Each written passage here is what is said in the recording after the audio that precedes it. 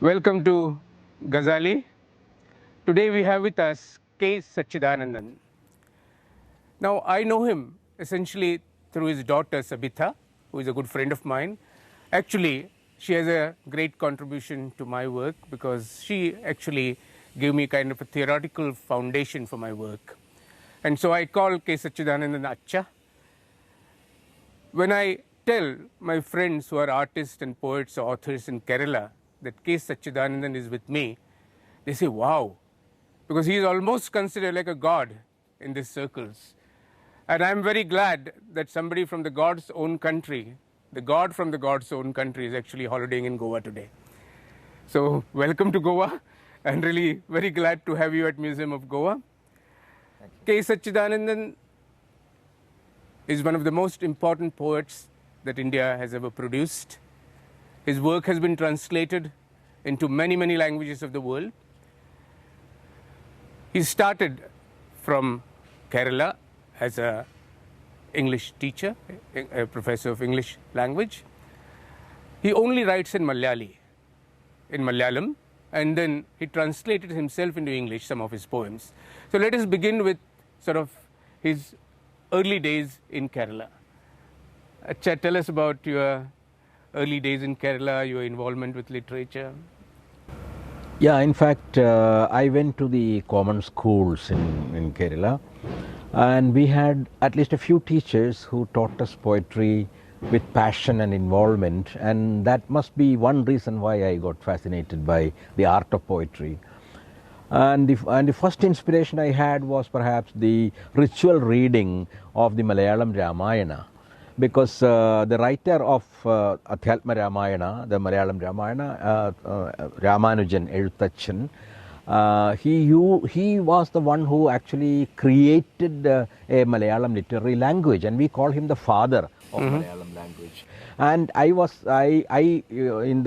night and in the mornings, very often I had to read as a kind of obligation this text of Ramayana, and I found that he used language with the light of 1,000 suns, and the power of poetry first came to me, in fact, through those wonderful lines of Ramayana where he describes Rama, and he uses different kinds of meters in the different cantos. The war canto has one kind of rhythm, and then there is a canto called Sundaragandam where it is another kind of rhythm, and so he played the Malayalam language like an instrument. So, and listening to him was like listening to an orchestra, and the music, the way he used language, he combined words, all this together actually fascinated me, and for the first time told me poetry is a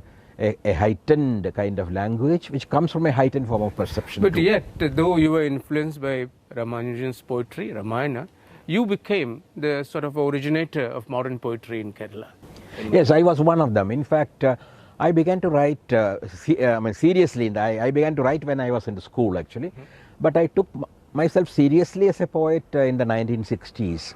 That was the time when Malayalam poetry, and perhaps Indian poetry also in other languages, was passing through a kind of turmoil, because there was a kind of rebellion against two existing trends. One was a kind of romantic, lilting, lyrical kind of poetry, and the other was one kind of progressive poetry which was rather superficial and did not speak much about human life and its deeper dilemmas.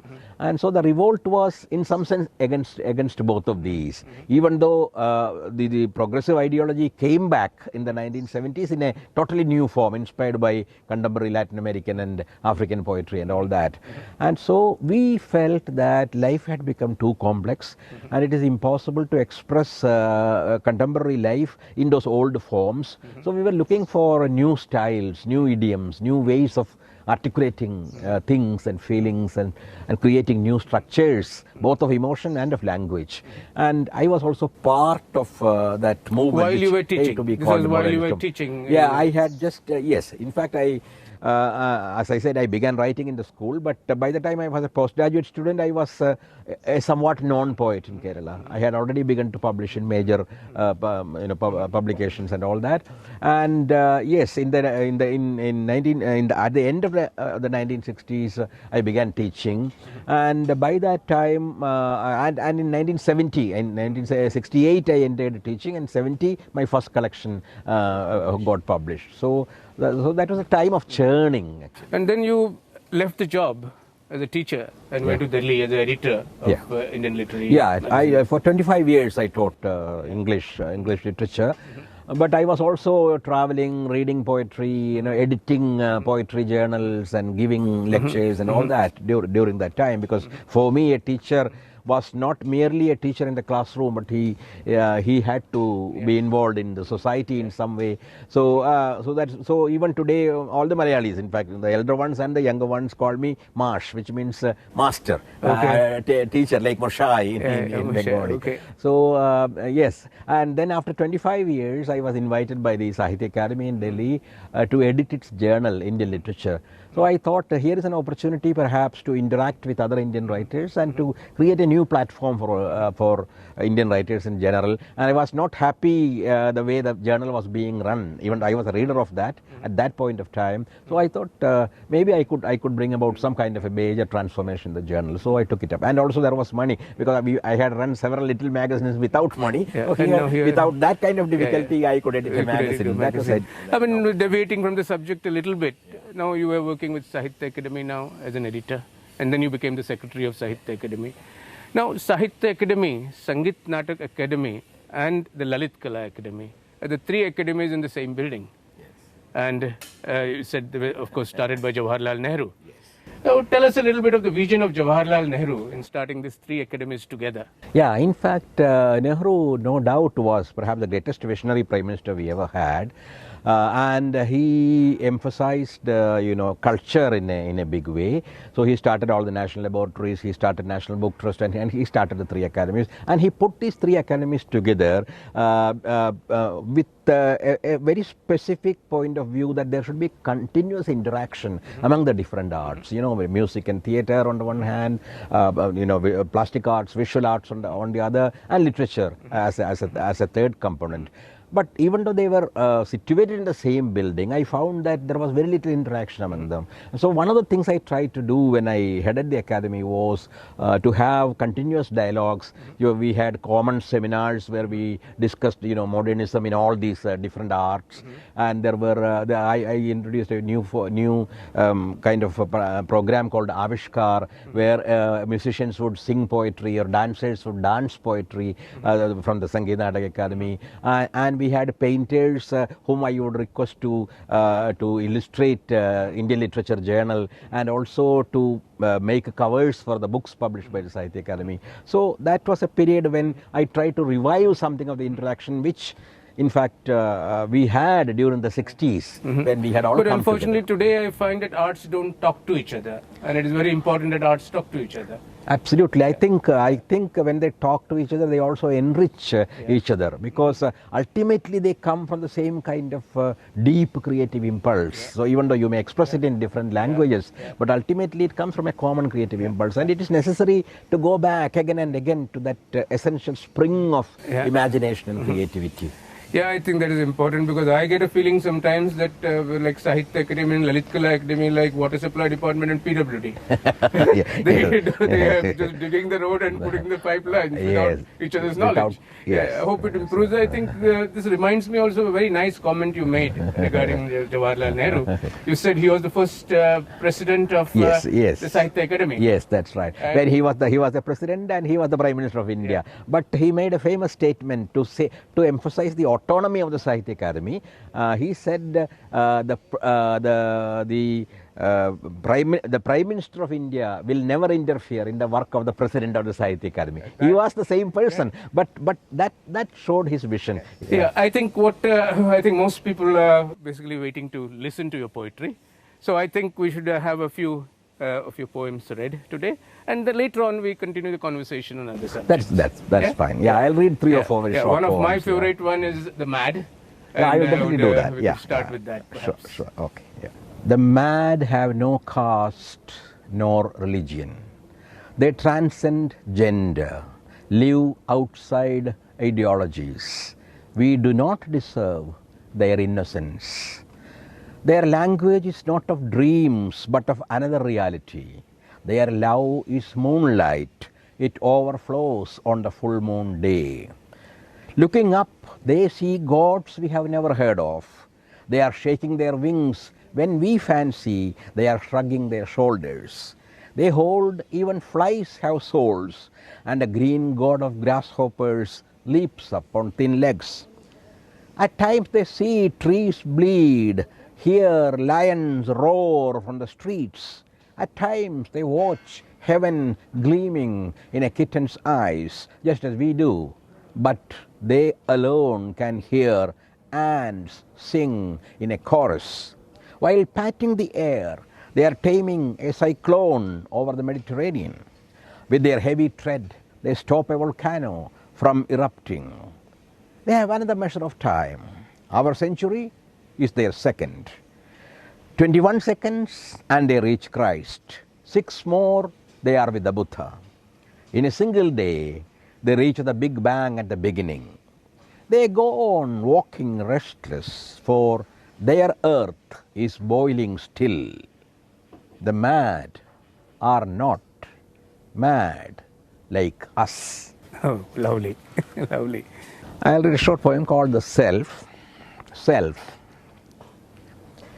My mother didn't believe when, in 1945, I appeared to her in a dream and told her I would be born to her the following year. My father recognized me as soon as he saw the mole below my left thumb.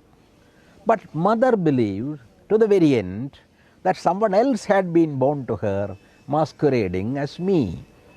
Father and I pleaded with her. But dreams are not reliable witnesses. She went on waiting for that promised son till she died. Only when she was reborn as my daughter did she admit it had really been me.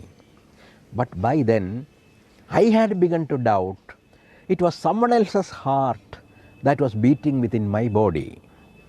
One day, I will retrieve my heart, my language too.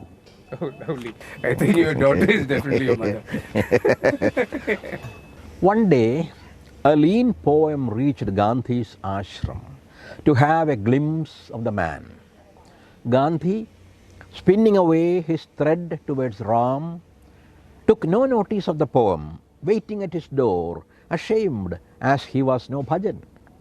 The poem cleared his throat, and Gandhi looked at him sideways through those glasses that had seen hell. Have you ever spun thread? He asked. Ever pulled a scavenger's cart? Ever stood the smoke of an early morning kitchen? Have you ever starved? The poem said, I was born in the woods in a hunter's mouth. A fisherman brought me up in his hamlet. Yet I know no work, I only sing.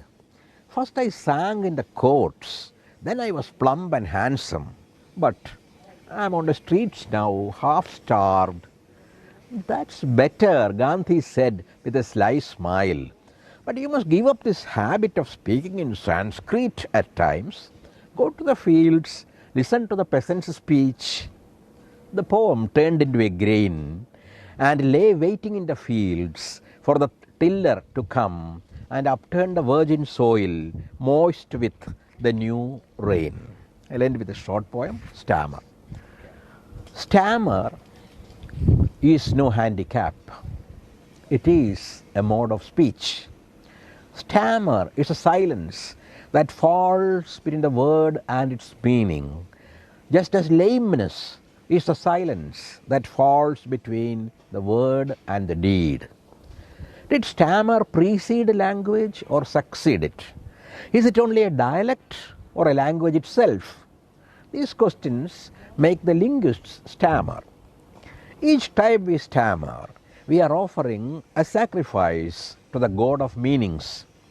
When a whole people stammer, stammer becomes their mother tongue. just as it is with us now. God too must have stammered when he created man. That's why all the words of man carry different meanings. That's why everything he utters, from his prayers to his commands, stammers like poetry. So you get resigned as the member of the Sahitya Academy, and you are here today to attend the Dakshinan movement, which is actually opposing any kind of imposed stammer. That's right. So how will you describe the present situation as far as intellectuals are concerned? Yeah, perhaps we have never had in the recent past a period, except of course emergency, which is so well known and which was very obvious, where the freedom to think, the freedom to write, the freedom to sing, every kind of freedom of expression was in danger. It was very recently that a major television channel was asked to close down for a day. And we also know how writers like Perumal Murugan were silenced. And we know how a major scholar who is a Sahitya Academy Award winner, M.M. Kalburgi of Karnataka, was murdered. And also, Narendra Dhabolkar and Govind Pansare, major thinkers and rationalists, were also annihilated. So, which means every free-thinking human being seems to be facing a major kind of a threat and a crisis. It has become difficult to eat the food you like beef. It has become difficult to write the kind of poetry you want to write, to sing the kind of song you want to sing, because Kabir Kala Manch also had to pass through a very difficult time. So that happened here. So anyway, I interrupted you. So please tell us more about the situation today. And there is a culture of intolerance, and the major victims of this majoritarianism, which I will never consider to be democracy in the real sense of the term, because democracy, I think, consists in the welfare of the minority, of the women, of the weak, of the poor, and not in the assertion of the majority or its imposition over the minority. So the victims of the present majoritarian ideology are minorities. I mean racial, religious, sexual, different kinds of minorities. Then intellectuals and writers, women, Dalits, Adivasis, I mean the tribal people, and the poor in general, because just as now we see how those who are now standing up in the queues after the demonetization of these currencies, they are not, I didn't see any black money person there. They are many of them are very poor, or they belong to the lower middle class who have some money which with great hardship they had created. So that is just an example, only a recent example. But you will see that throughout, the poor are being exploited more and more, and the richest are getting all kinds of benefits. So Vijay Mallya has just been given a major exemption from his debts, and just yesterday we heard about Adani and Ambani receiving an exemption, a tax exemption. So these people are being given concessions, while the poorest are suffering, are standing up in the queues for changing their honest money. Coming back to poetry a little, let me. I mean, you wrote about 40 poems on the saint poets, based on the saint poets of India. Can you tell us a little bit about this? In fact, I started writing this because it is not unconnected with what I said in some sense, because I wanted to say that the real tradition of India is a tradition of freedom, and we had a great religious freedom, even to abuse our gods, because look at the way Tukaram, for example, speaks to his Vittal. I have a feeling today the religious people dealing with him like like an equal. Hari, I was all the time worshipping you, but you fool, you thief, you never gave me a vision, you never appeared before me in spite of my praying and all that. What kind of a man are you? This is we had that kind of freedom. We considered gods to be our equals, and we talked to them like that. Look at Kabir, look at Mirabai, Tukaram, Namdev, Basava, Akka Mahadevi, Lal Ded of Kashmir. So women saints and men Italian saints. And so they transcended gender, they transcended class, they tried to create ideal communities, like Namdev did, or like Basava did in Karnataka, communities where all people were equal, men and women and rich and the poor were equal. So there was this, so I wanted to bring to the foreground this tradition we had, because Hinduism is not what the Hindutva ideologues say it is, but it is something different. We have an argumentative tradition, we have a free and open tradition. I wanted to bring that, because that is, if we have a spiritual tradition, it is that tradition and not a dogmatic religious tradition as the present Hindutva ideologues say. That was the purpose of main purpose of writing those poems. Yeah. And are they published in the form of a collection? Yeah, they are in my different collection. It's not 14. Maybe after that I have written 2 more. So they are all poems. Each poem deals with one saint who is mostly addressing the present. I began with the Kabir. That was the days when the Babri Masjid had not fallen, but it was going to happen. Things were happening there. At that time, Kabir is addressing these so-called Ram Bhaks and telling them what exactly Ram is. Yeah, well, you are 70 years young now. Recently some important works of yours have been published in the form of anthology, including The Missing Rib. What is the idea of this title, Missing Rib? Yeah, well, I was just thinking of a title, and one day this title came to me in a dream, The Missing Rib. And later I began to find out what it could mean. Of course, the missing rib, it's originally from an idea from the Bible. Yeah. Woman was created from the missing rib of man. Yeah. So there is a kind of assertion of the woman in many of my poems. And so I have even written a poem very recently which is called She Inside Me. Because I have always believed that men become men by suppressing the women in them. There is a woman in men also, but so being man is a kind of ideological proposition. You should not weep, you should be very courageous, you should not show your emotions and all that. And so we are playing a role, a kind of masculine role which the society has assigned to us. So by calling it the missing rib, I am asserting that the individuality of that rib, and how all of us, it was part of our body, even men's body, and men have women in them and women have men in them, and and man and woman are not purely biological beings but ideological creations. Depending on how society looks at them, they create their own image. A woman is supposed to be weak and shy and all that. She was supposed to be, but I don't think anyone thinks she is all that. So, and then they also begin to play that kind of expected role. So I don't believe in that kind of a distinction ultimately, and there are several poems on women, on women's freedom. You have had many awards. You have had many fellowships. Recently you were a fellow at the Center of Advanced Studies in Shimla. I think there's almost a queue in Kerala bestowing honors on you. In your opinion, I mean, what was some of the most important kind of achievement you? Yeah, awards. Awards, honors, fellowships. They are like they are like wayside inns or something where you are on a journey, and on the way, well, you find that okay, some people appreciate you. So I never refuse awards, nor am I extremely delighted or happy when I receive. I somewhat impassioned, without much of a passion, dispassionately I accept the awards, and I'm thankful to the society which is in some sense recognizing and acknowledging me.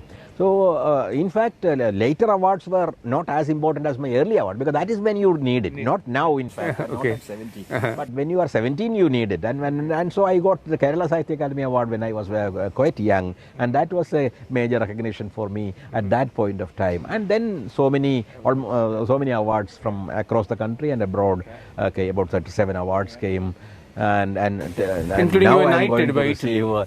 I was given a knighthood by the government of Italy. I was given an Indo-Poland friendship medal by the government of Poland. So because my work was published in Italian, there's a huge anthology in Italian language, translated by an Italian lady from English, but we sat together. And you were she shortlisted for the compared us. Nobel Prize. Yeah, literature. I was in the Landgraf Prize for the Nobel Probables ones and all that. But ultimately, as I said, my concern is the next word, the next poem. So what is the future plan now? Let's end with what is the future plan?